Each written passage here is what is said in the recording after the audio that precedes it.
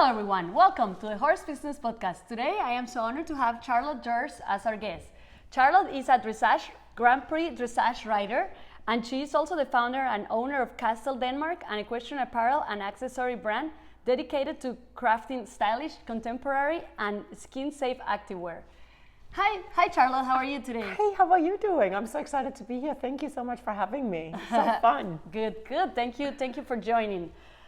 So we just want to learn a little bit more about you, like about your background and how did you first got interested in dressage and horses. So can you share a little bit of your story? Yeah, I can. I had a company for many years. I rode ponies as a little child, and then I had a company for many years and couldn't really afford to ride, and I had my children and I was just working away, and then my children started jumping when I was in my 40s. Okay. And then I started jumping with them, and and I can't say I was very good at it. I kind of was like mistiming things, and I also didn't really feel that I had the patience for it, honestly, and I was always missing a half hold. It was a nightmare. In any event, then once I tried that, figured out I couldn't really do that. When I sold the first company, I bought a couple of dressage horses, and by then I was like 48 or something, 49, and then I really started riding dressage. And that was much better. I had much better timing for that.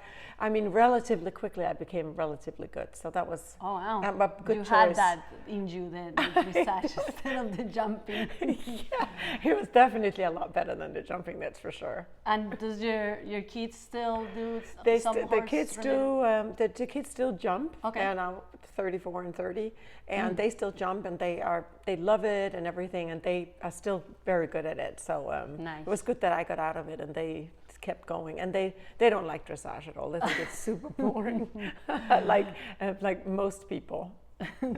So can you share the story of how you found your previous horses, Kastel Nintendo and Kastel Vitalis?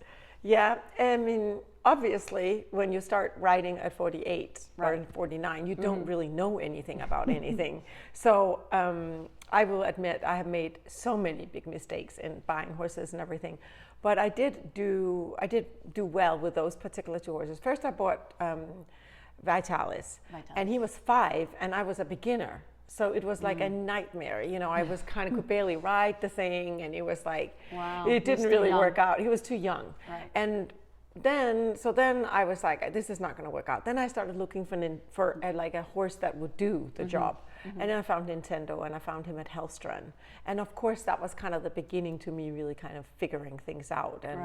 And pretty quickly, I kind of got to ride him and became pretty good at riding him. He was not that easy, but him and I somehow just hit it off and connected, and he was willing to do it for me. Nice. So that was really cool. How old was he when you got him? He was 10. So he had never done like a Grand Prix in a competition, but he had done like an exhibition Grand Prix. Okay. And then I just started riding Grand Prix on him right away, even though I didn't know what I was doing. But I was figuring, no, he was actually 11. I'll just start, and then I'll get somewhere. And it went pretty good. Nice. Yeah. Nice. And you retired him like a year ago or 2 years ago? Yes, when he was 20. It was so fun. Last season I still had, no, that was the previous season I still had rides on him. And he was 20, he was still doing the big CDIs and all of that. Nice. And then I retired him. So it was a really good run. It was like 10 years. Wow. Do you still have him? I do. Nice. He is in Kentucky, and he is breeding up there. Right. And he's doing a lot of good breeding. I think he has like 35 or 40 foals on the ground every year. And they're beautiful, and I'm so proud of him. Is he the one that you're cloning? Him I cloned. Okay. I cloned him, so I have 3 of him. Okay. And yes, they're already there. Yeah, I cloned him, and I have 3 of him, and they are now 2 years old. So next year I'll start riding Nintendo again. Wow. Yeah. So it's exactly the same. Like it's exactly 100% genetics copy. And everything. Yes. Wow. And I also cloned Saplin, my big black horse that I also ride, and they are also identical to Saplin. Wow. It's so much fun. So I have 5 clones that I'm going to start riding next year. Oh wow! They are 2 years old. They are 2 years now, so 3 years next 2 year. years. So you're going to start riding next them summer. young. Wow. Yeah. Both of them, Zeppelin and Nintendo. But they All get their of own them. names? Yes, they got their own names. I have a Nintendo Switch, Super Nintendo, Oh, wow. and Nintendo 64, and then I have Led Zeppelin and Stairway to Heaven. Oh, wow. That's super fun. It's so much fun. I love that project. That's been one of my best projects ever. How do you that came project. out to do that? It was like I sat next to someone up in the VIP section, and he was doing it with his horse. I was really? like, why Here in don't Global, or? Yeah, here at Global. Oh, and I was for like, dressage.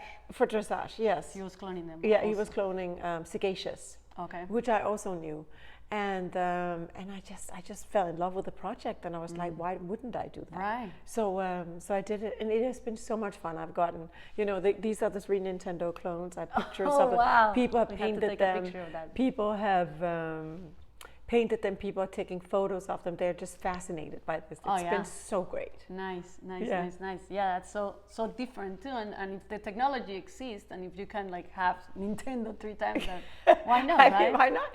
And the thing is, I'm not getting any younger, and I don't want to ride dangerous things or horses I don't know or anything. So for me, it's really awesome. I know exactly how to treat them, what shoeing they need, how to ride, everything about them. So it's just going to be a lot easier than buying a horse from like somebody that where you you have don't no even idea, know. and then 6 months later it blows up and starts rearing. You never know, Yeah. These horses I know. Wow. So it's going to be so much fun. The funny thing, I'll tell you one funny story. I had the 3 Nintendos, the little stallions, so Right. they fight. Oh. But because they're all the same, that nobody wins. Oh. Really? Yeah. So they Wow. fight and fight and fight. So we had to separate them because otherwise they would kill Continues each other. forever. Because usually there's one stallion that's stronger than the other. But here there are none. They're Wow. all the same. They're all the same power. That is funny. Wow. Yeah. That's great. So, what do you find to be the most rewarding aspect of your career as a writer? It's so funny. I love that question because I thought it was going to be the competitions, the goals. I thought that it was going to be, I'm going to be so excited to win this or to win that or compete here or compete there.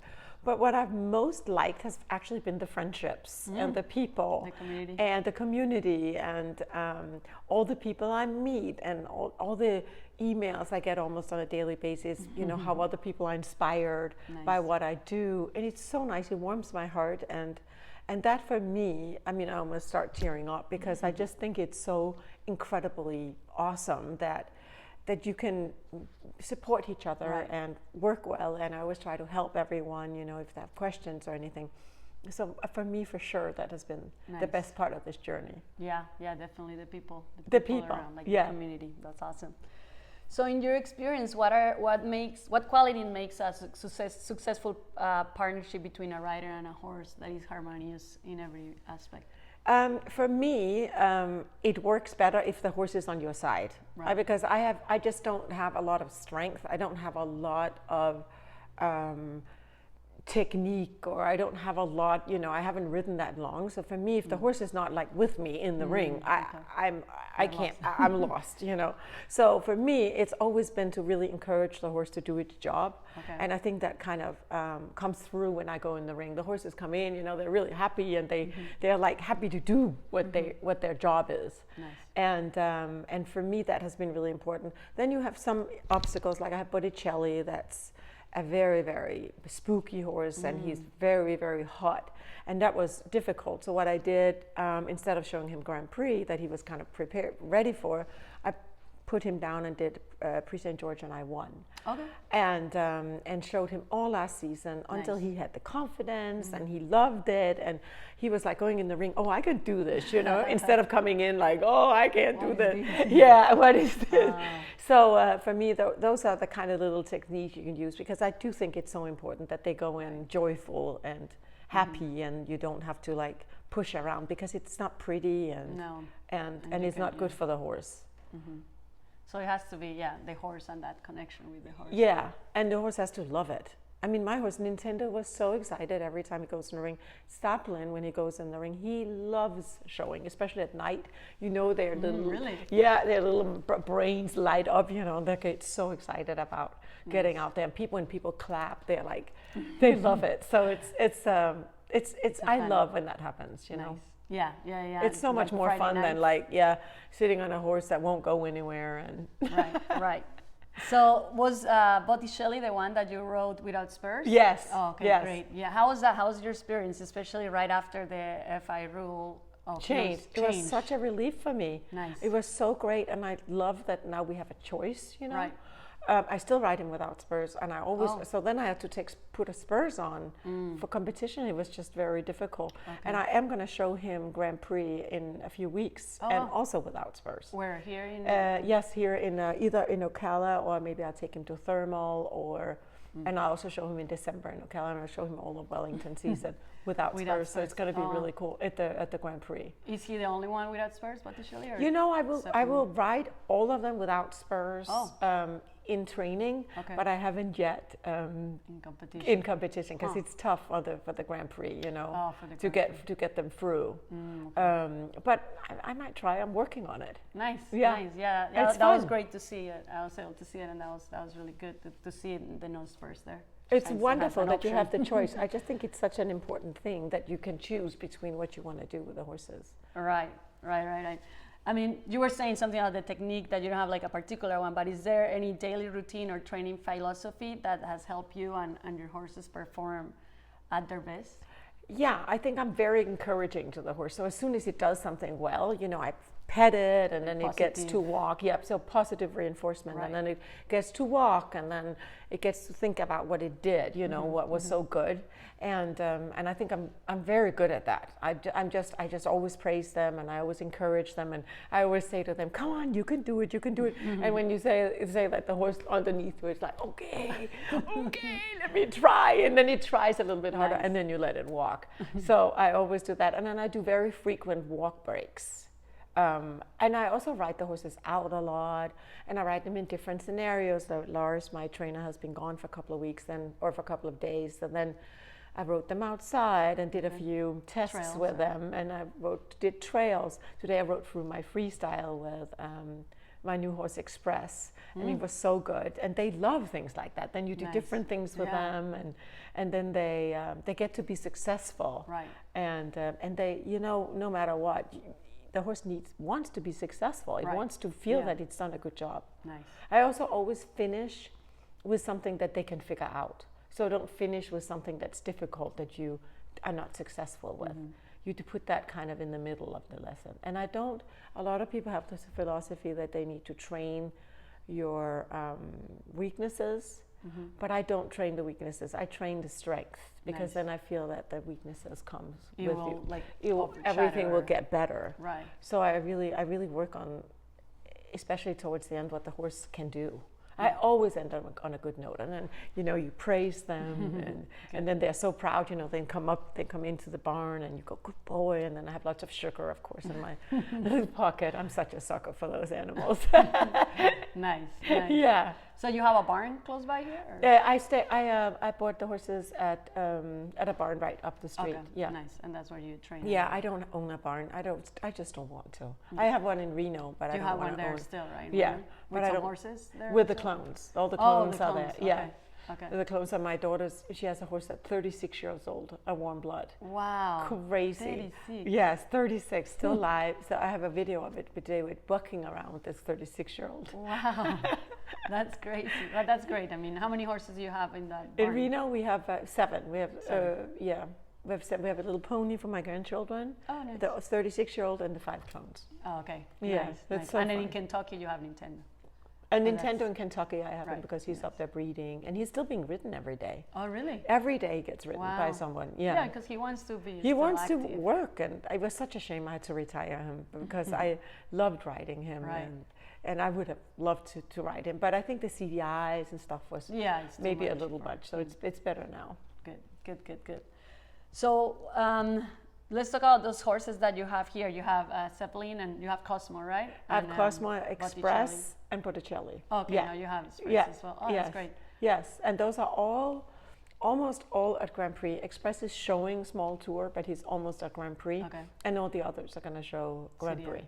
Are you showing for the global season? Or? Yes, nice. all of them. All of them. Oh, yeah, all great. of them. Those 3. So Cosmo is the youngest. He's only 10. So I will take him in a couple of national Grand Prix Okay. first, and then prepare him for the CDI. And Zeppelin is just gonna go in the CDI kind of right away, and so is Botticelli. Oh, okay, great. So it will nice. it will be really a really fun season. I'm so excited. Nice. I'm looking forward to see you riding as I well. love showing. I think it's so much fun. So I can't wait. So what have been some of the most memorable moments so far on your competitive career? I think the most memorable moment for me was Nintendo's retirement. Retirement. Yeah, because you ride around and ride around and ride around, and then you're kind of always in the middle of it, and you never really can see the forest for the trees or look up and just kind of enjoy the success you have had, and that has been really difficult for me to really kind of just enjoy. So when that came, it was amazing. He had won. He had done 130 CDIs or something, and won half or 2/3 of them or something, and people were there. They came with flowers and carrots to him, and it was such a big deal, and people were just so supportive and appreciative of what he had done. So for sure that was by a mile. Then I loved Aachen. I had a really good ride on Nintendo in Aachen once, where I almost got an 80% in the freestyle, and I was up against all the big European people, and I had like a 5th place or something, and I was like, yes. That was another good one. But those two things. But by far, Nintendo's retirement was incredible. Most memorable. Nice. Yeah, I mean, was it here in Wellington? Yes, it was during the 5-star. Oh, wow. During the 5-star, and I didn't do the 5-star. I just retired him there. Retired him there. So everybody could see him. Oh, nice. And he was so excited. He thought he won, because he got flowers around his neck. He was 100% sure that he had won. He won something.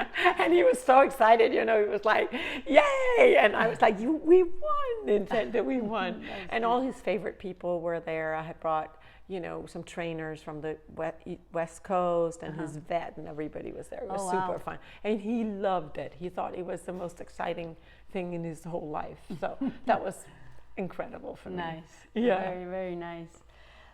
So let's talk about now a little bit about your business. So when did you start Kastel Denmark? How long ago, and what motivated you to start this company? When I sold the first company and started writing, so now I started writing, now I was full on writing. So then I was out in the sun, and then like 6 months later I got skin cancer. And then all the doctors were like, now you have to be inside, and I had been sitting behind a desk for 25 years to get to do this writing. So I was like, there is no way I'm gonna go back behind the desk. Wow. So I started researching materials, what you could be outside in, and I found some material, and I wrote in it for 1.5 years, this material, and it was really great material. And then I, started by putting some shirts into production, and it kind of worked, because other people have the same problem. People get skin cancer, and they want to be protected, and they also want to look pretty, so it's been a really great venture, and I love it. I love it so much because I can see it. Before it, I had a company that was watches, and you can't really see watches. It's hard, they're always in people's wrists, so I'd always run around and look at people's wrists, But here you can see right away if they're in my clothes, and I just really, it's so validating and fun for me to see. I love it. I love that company so much. So are you involved in every single aspect of the company, or the product design, marketing? I do a little bit of everything. The company is located in Reno, so when I go back to Reno, I kind of go through the assortments, and I help and work with them. Then I had the president of the company, Emily, came, and we did a whole photo shoot and worked together like all day.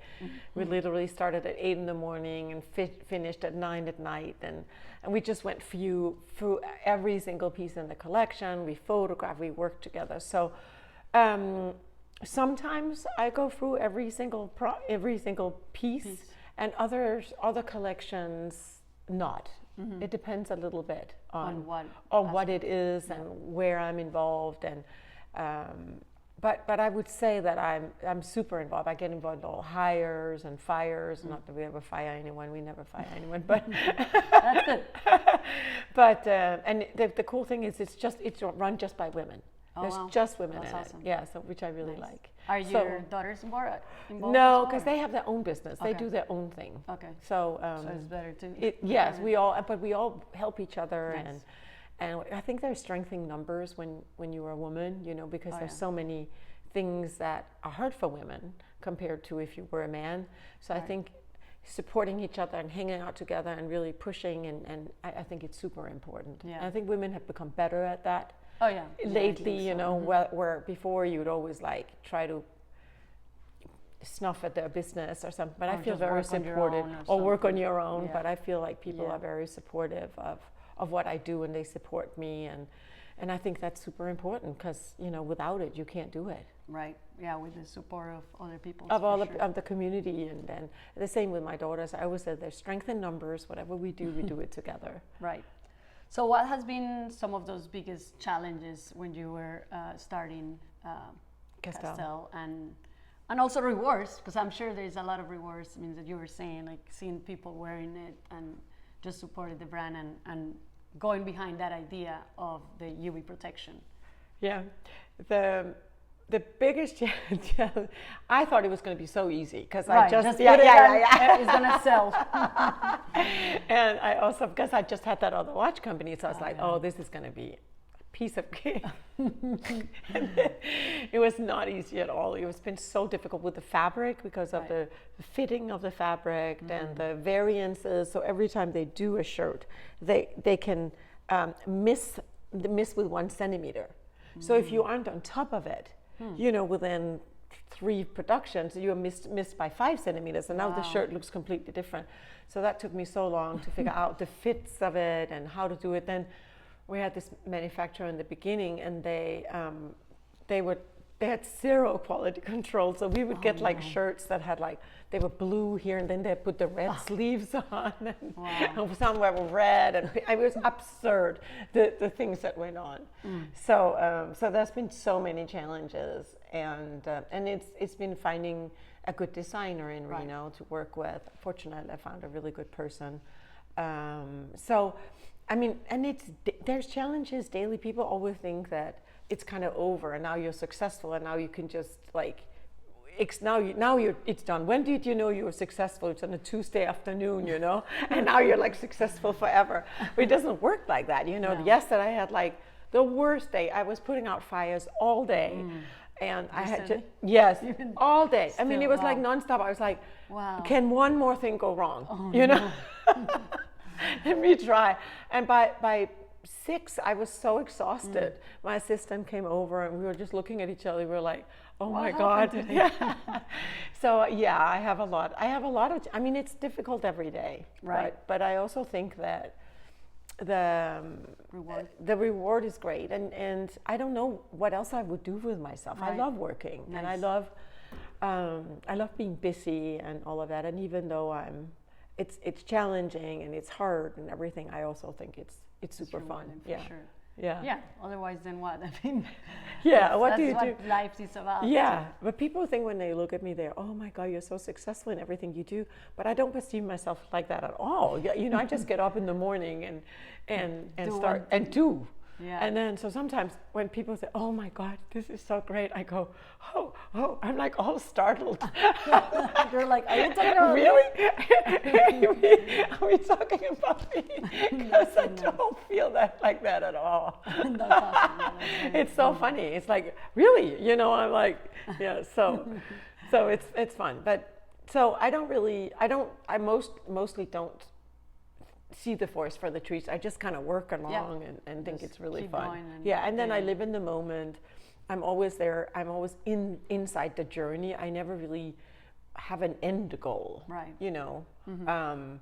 So in that sense, I take it as it comes. Right. So well, thinking about the goals, but what is it hold for the future, like for the? I do have goals. So There is goals. There is goals. It's just that you don't live for them. I don't live for them, and if they don't happen, I'm also okay. Then I just take a different approach or anything. Right. But I would like to really grow Kastel and scale it, get more into golf.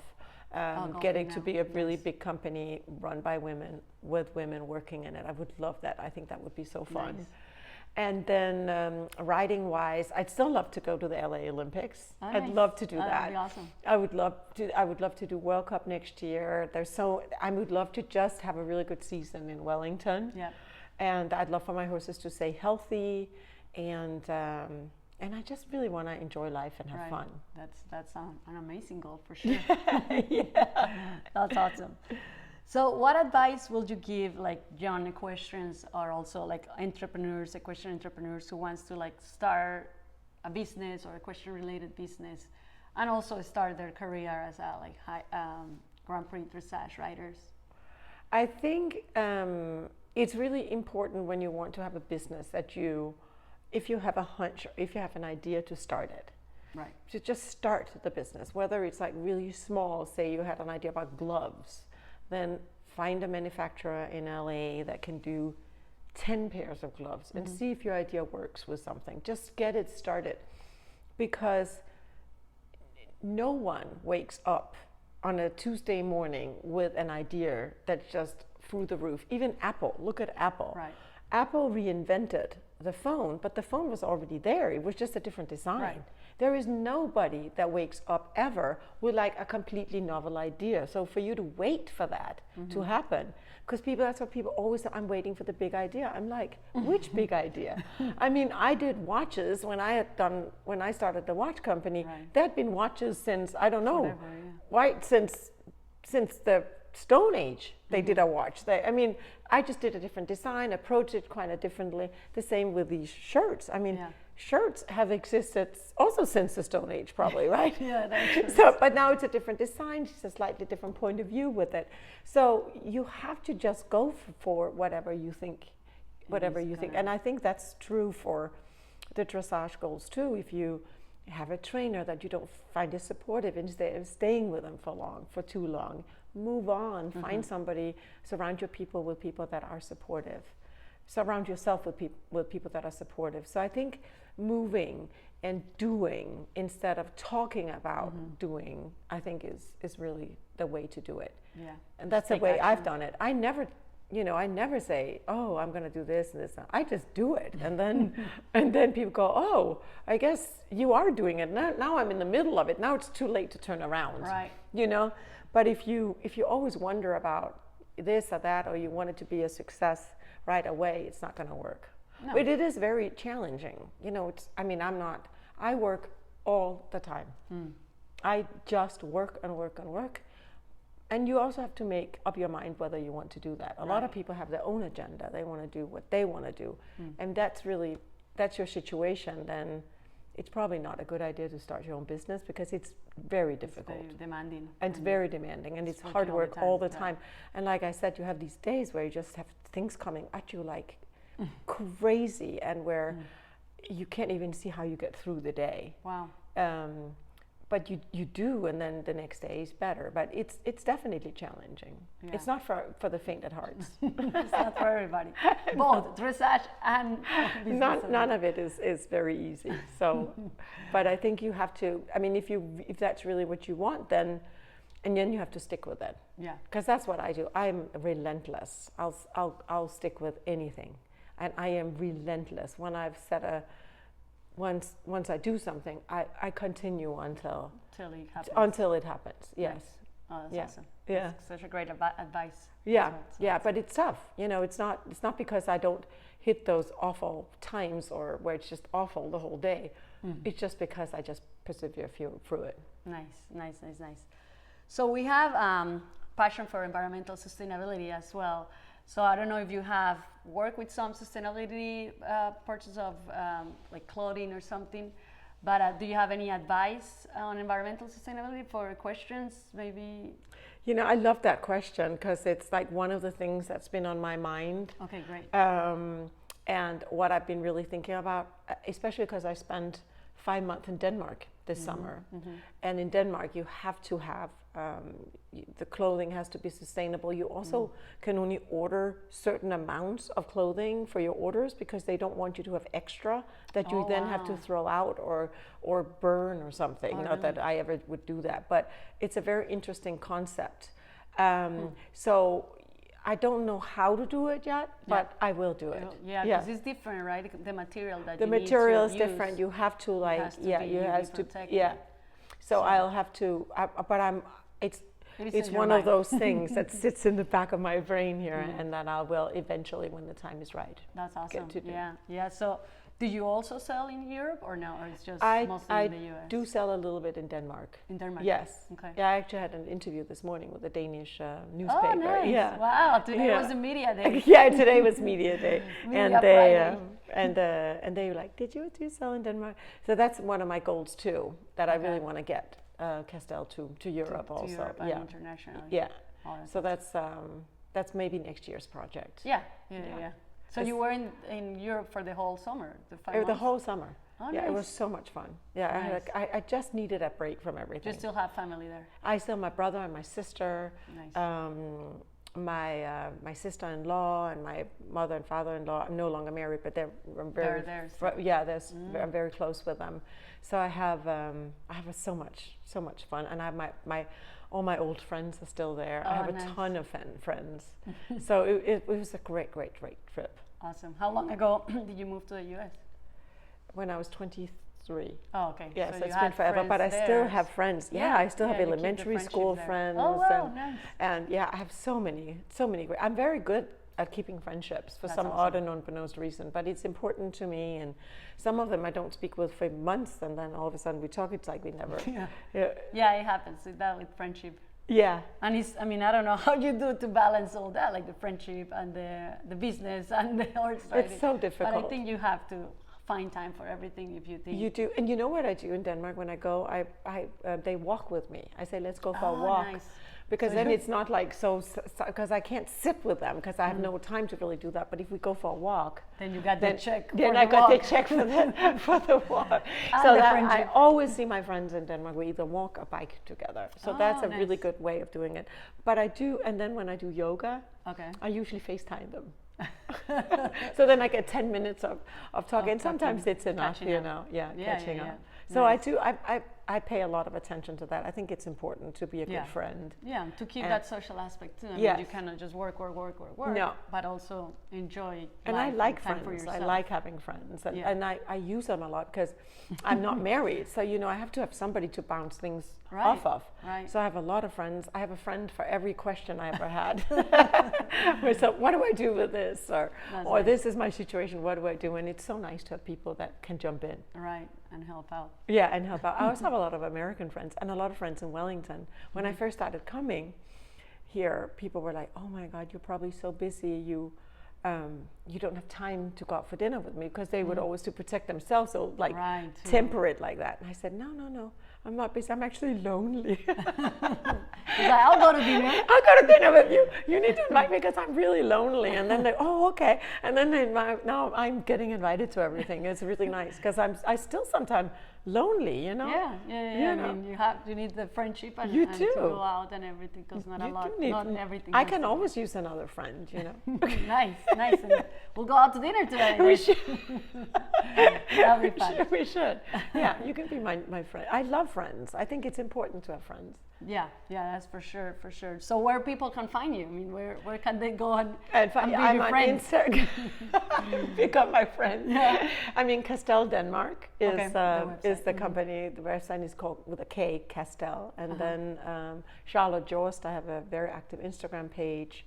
And Facebook you have and too? Facebook I have as well. And then you can just ask, and then I'm on Messenger all the time. People messenger me all the time. I love that. Yeah, nice. It's so fun. It's nice. Reach out to me, and then we discuss certain things. So I've gotten a lot of friends through that. Nice. Yeah. Well, it's been very lovely to talk to you, Charlotte. Thank you so much. Thank you so much for joining in the podcast, and I'm sure a lot of people are going to enjoy our conversation. You are amazing. Thank you so much. Thank you.